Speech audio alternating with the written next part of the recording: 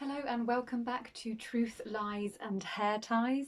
It's a channel where I talk about captive animals whilst I create a hairstyle. So you can either follow along or you can just have me in the background. So today I'm just going to do two braids here, but I'm only going to take hair in from one side, and you'll just need some clear elastic bands.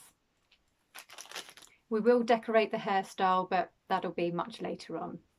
So today we're going to talk about Lolita, a gorgeous, beautiful orca who has been in captivity for nearly 50 years, which is such a long time to be in captivity. And it all started in Pen Cove. I actually found this documentary on YouTube, and the way that they described this capture was pretty much exactly the same as what you'll see on that documentary Blackfish. And if they think they're being threatened, the males will go in one direction on the surface and the females will go underneath with the children to a completely different place. But unfortunately they did have aircraft and they could see where they were going. Deafening bombs exploded around the family as boats and small aircraft attempted to herd the disoriented whales into Puget Sound's Pen Cove inland.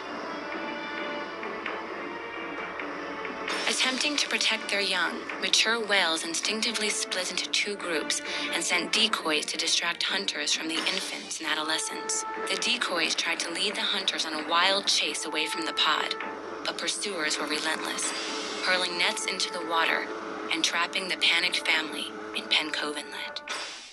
So they were all captured in the nets. Obviously Lolita was one of them.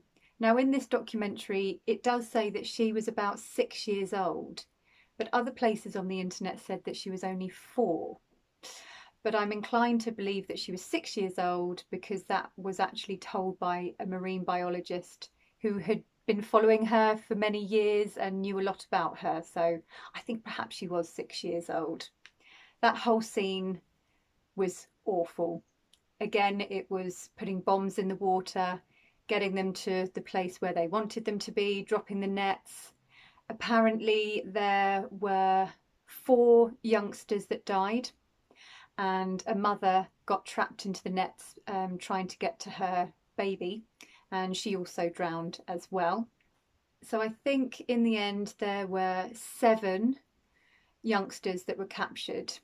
Apparently it was the largest capture that they've ever had before. It's just such a shame that the others had to die. And there was a man who was also on the Blackfish documentary talking about, I think he was only 18, when they then had to open them up, fill them with rocks and sink them to the bottom. And actually managed to find this photo as well.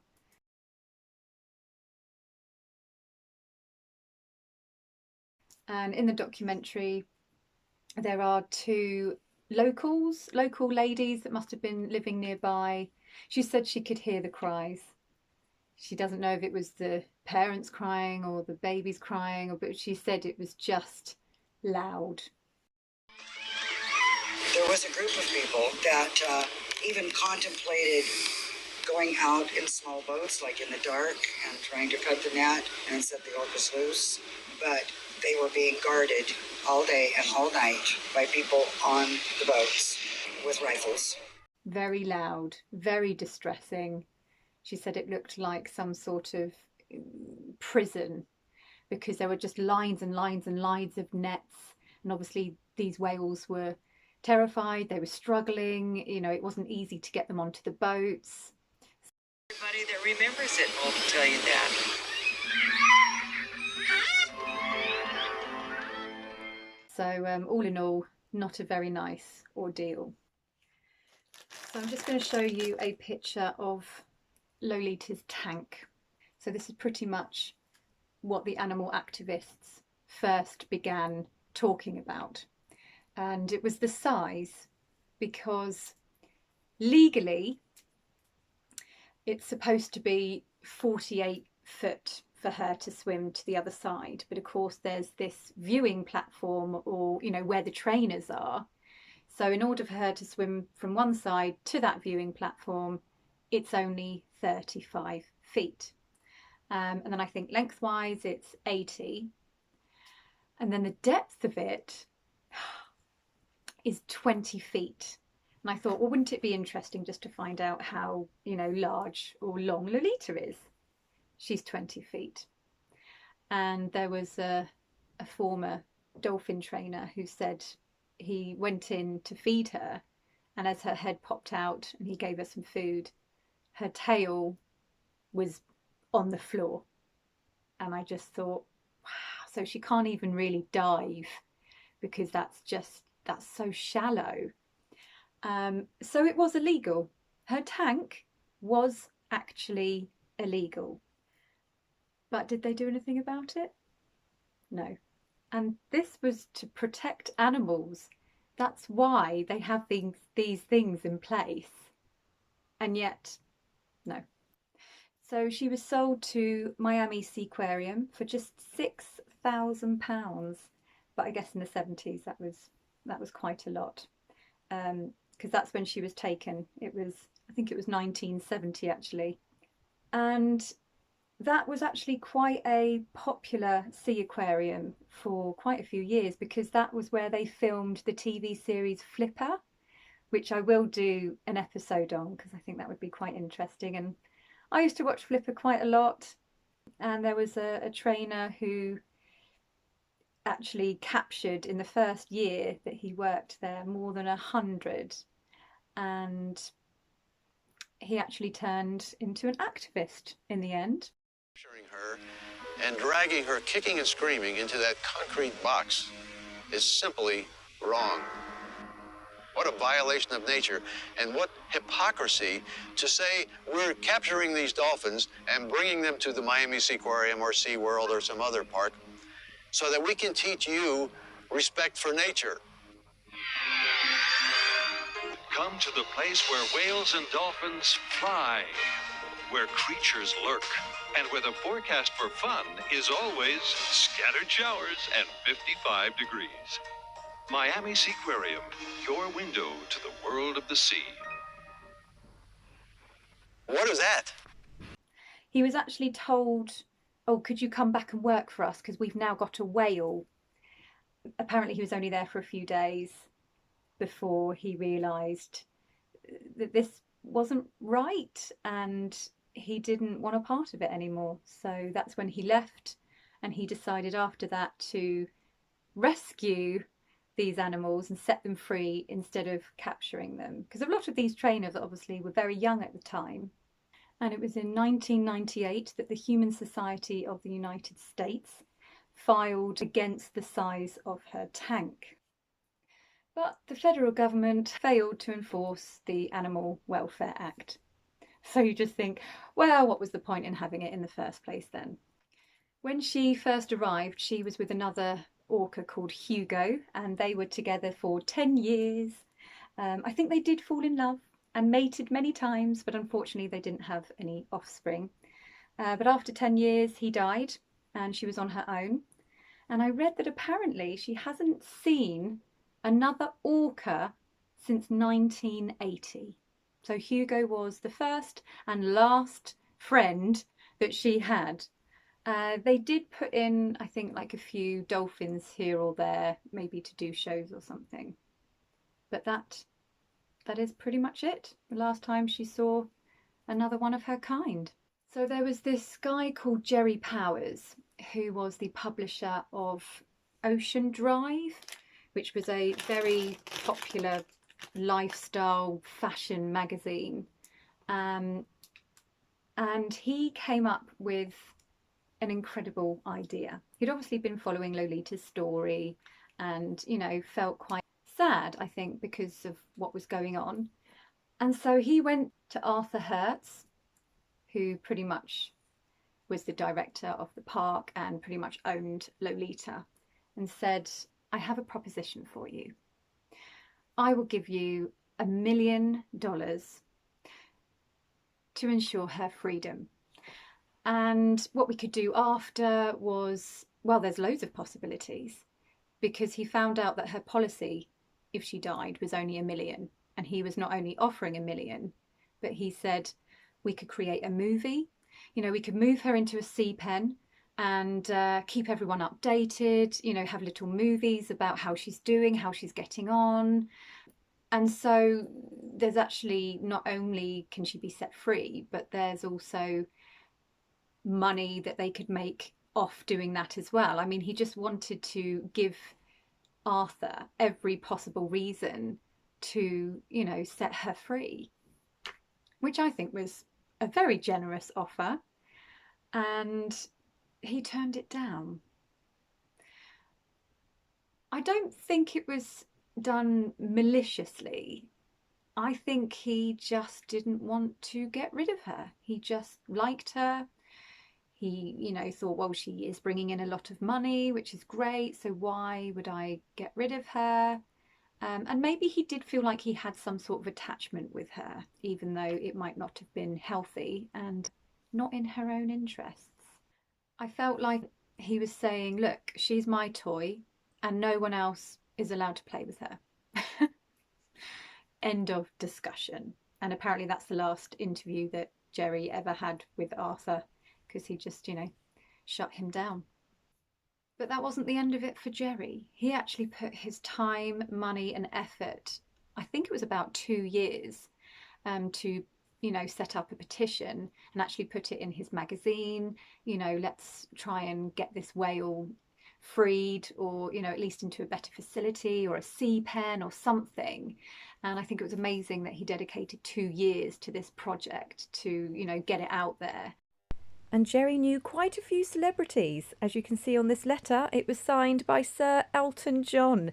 He was basically saying, yes, I also agree that Lolita should be set free and reunited with her family. So I want to put my name to this project. And although, you know, she wasn't set free, I think it did cause commotion, and at least people were, you know, listening and also wanted to help. So all these things I'd like to think have helped along the way. And so obviously lots of people at this point kept on asking him, like, why are you not actually going to let her free? You know, do you have a good reason you don't want to let her go? And this was his response. He said, Lolita has been part of the Miami Seaquarium family for more than 42 years and is as active and healthy as ever. Lolita will continue to be ambassador for her species from her home at Miami Seaquarium. And it's there's so many things wrong with that paragraph. Sorry, that's my tablet again. It's when he says things like family and home, where you think, right, but she's not part of your family. You do realise that she's not supposed to be part of a human family. In fact, she has her own family in the ocean. They still exist. She's not an orphan. You haven't saved her from some tragic life that she previously had. You've just stolen her. So how on earth can you say that she's part of your family that you created? It's not something that she wanted, you know. And it's just, it's interesting because you think, okay, let's say I kidnapped a child at the age of 6 who couldn't speak, and I took him to a really nice room. I taught him tricks and maybe how to dance, and I then put up, instead of walls, there were just lots of viewing windows, and I paid people to come and have a look at him doing this dancing and all of these tricks that I had taught him. But I made it comfortable, and obviously he got fed every day, and, you know, I made it as comfortable as I possibly could because I cared about this child that I had kidnapped. Right. Does that make it right though? Probably not. So that statement or that paragraph was just, I mean, you could just pull it apart for a whole day and go through all the reasons as to why it just sounds so wrong. You're literally, there's no other reason. There's not an actual legitimate reason why he wants to keep her there. It's just like, well, she's mine and I want to keep her here, and oh, she's been part of the family, and oh, well, you know, she loves it. How can you speak on behalf of a captive killer whale in such a manner? I'm not saying he's a bad person. I looked into it, and Arthur did quite a lot for the community. He seemed like a fantastic businessman, you know, very good with numbers. And overall, I think people, you know, really liked him and his company and his personality. So yes, it's not a case of that he was just not a nice man or anything. I think he just didn't want to let her go. But he is actually no longer with us. I think he died at the age of 83. So now more than ever, you think, well, okay, now surely we should be able to set her free, because she's, you know, been in captivity for more than 50 years now. More than 50 years. Don't you think she deserves to go home? So Arthur Hertz, he actually became part of Wometico Enterprises in 1984. They basically owned the park and quite a few other companies like Baskin Robbins and Dunkin' Donuts. So, you know, they had quite a lot of money. So that might be another reason as to why he didn't sell Lolita. It was like, well, I don't actually need to make any more extra money. I just want to keep her and be ever so slightly stubborn about it. And he was the director up until it actually changed hands, which was in 2014. So according to PETA online, I think it was in 2015, it was recorded that Lolita had rake marks on her. And I was thinking, well, hang on, she wasn't in a tank with another orca. But apparently it was dolphins. And this is the first time that I'd read that dolphins had done it. We knew that the orcas would if they got angry or aggressive. But apparently she was covered in rake marks with, you know, due to dolphins. Whether or not this is completely accurate, I'm not entirely sure. I couldn't find any other like photos or videos of it. So I'm not quite sure where they got their information from. But apparently a former trainer did mention about her skin was very dry and cracked and would sometimes bleed. And they said that could be due to the sun. So we're back on that debate, you know, whether they do get sunburn. And I'm thinking maybe she could have. In SeaWorld, I was like, there was quite a lot of cover that they could actually have. Whereas you can see from this photo, she had absolutely no protection from the sun whatsoever. So that could have played into the fact that she didn't necessarily have great skin. But again, I mean, I've tried to find photos of this dried, cracked skin, and I haven't. So it might not have been something that was severe for long enough. You know, it might have just happened every now and again. And it might not even have been the sun. But still, if she's got dry skin, it's not nice, is it? So to keep whales entertained, they would give them certain things to play with, you know, little toys to keep them occupied. But apparently Lolita wasn't given very much. And one time she was given a wetsuit, which I thought was a bit bizarre. It's like, what is she supposed to do with a wetsuit? Chew on it or something? Or maybe they just ran out of toys to give her. Also in the documentary, there is Russ Rector, who's another, well, he used to be a dolphin trainer, but he has turned an activist, and he's best known for helping to shut down the park Fort Lauderdale's Ocean World. He actually in 2003 sent in 2 colleagues to Miami Seaquaruim to kind of just see what was going on and, you know, take some videos. And there was a place right under the tank of where Lolita is. It just looked very old and sort of very, you know, broken down. And there was a huge crack that ran like the whole way across. And there was sort of water dripping down everywhere. And apparently that was near like electrical equipment. So it didn't look very good. And they then went round the rest of the park to have a look, which revealed quite a few different problems. They then took this footage to county building officials, where they found 100 safety hazards, code violations, bad wiring, structural damage and unsafe railings. So the park then shut down, they did a little bit of work, and then 2 weeks later they had some fire marshals come in to have another look, and they still found 36 different hazards. I think, you know, it's just a park that's very old. It's been there for such a long time, and it's difficult if you just keep patching up these things and hoping for the best, but really it probably just needs to be shut, taken down, and something else rebuilt. But apparently Seaquarium did say, oh no, we're going to create a bigger tank for her, a much bigger tank, and here's a model. So they even made and created a model to show people that this is what they were going to do. And it never happened.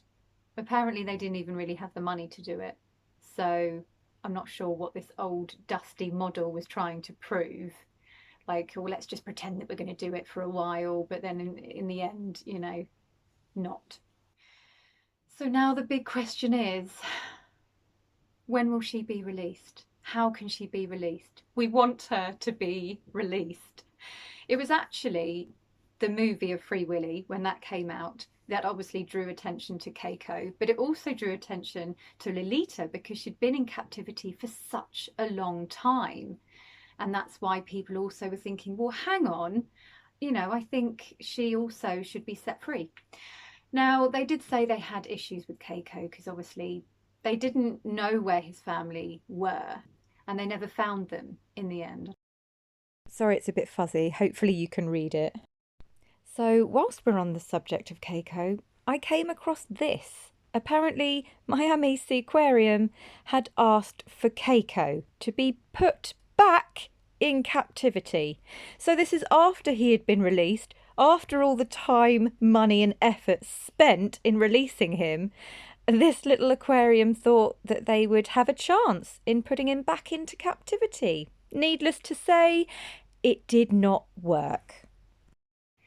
That's not an issue for Lolita. They know where her family are. In fact, there's a marine biologist who's been following her family for years. In fact, he thinks that her mother is still alive and is roughly around 80. So there's actually a reason for her to go back into the wild. I mean, I think it might have to be similar to Keiko, where she's in a sea pen and maybe she's let out every so often if, you know, her family come along, but she has the option to come back to the sea pen if need be. So, you know, I think it would still be quite a while in order to, you know, rehabilitate her. But, you know, it's not like it can't happen. And they found the family pretty much the same way they did with Keiko. If you watched that previously, I mentioned that they would figure out vocalizations of a certain whale and try and see if they could match it up to any wild orcas out there. But unfortunately, as I said, they couldn't do that with Keiko. They just never found his family. But they've been following Lolita's family for years. This guy, Ken, for over 2 decades.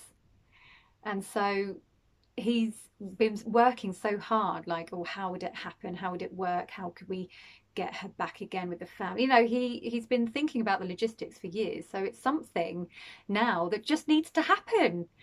You know, and I'm thinking, well, actually, what is the reason now that it can't start happening? I know it's not as easy as that. I wish it was.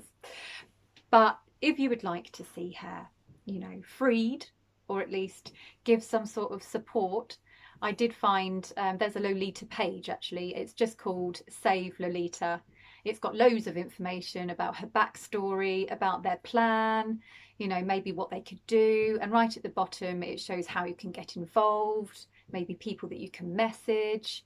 So yeah, there's lots of information there. There's also a little video about Lolita's sort of story. You don't need to watch it. The first picture is of like an old weird China doll or some sort of creepy doll. And so they've done it from the perspective of if a child was kidnapped. So a little bit like how I was explaining, but you just don't need to watch it. It's just a bit weird and it's really creepy. So just read the story about her. You don't need to watch the video at all. But there was something that Ken Balcom, he said, she's given so much money to this park. Don't you think she's also now paid for her own retirement? And I think, yes, she absolutely has. She deserves a chance to at least go into a sea pen and dive. Can you imagine, after 50 years, being actually able to dive again? Well, I can't imagine, but I guess the feeling would be quite incredible. And just before I go, I'm now going to decorate this very simple hairstyle. That's what I like about it. It doesn't take very long. But I had some old necklaces that I pulled apart, and then I've basically put one of these hair rings on top.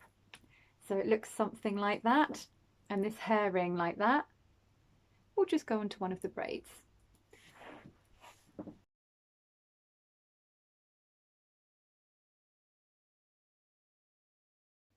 So there we go.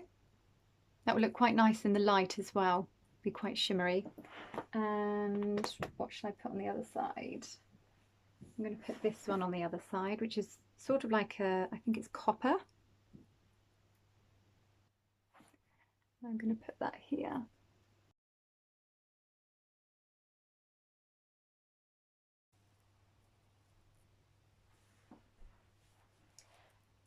And I also created these as well. These are like steampunk cogs, and then the bottom part is like a little leaf that I got from another necklace, and then I just attached one of these little clips on like that.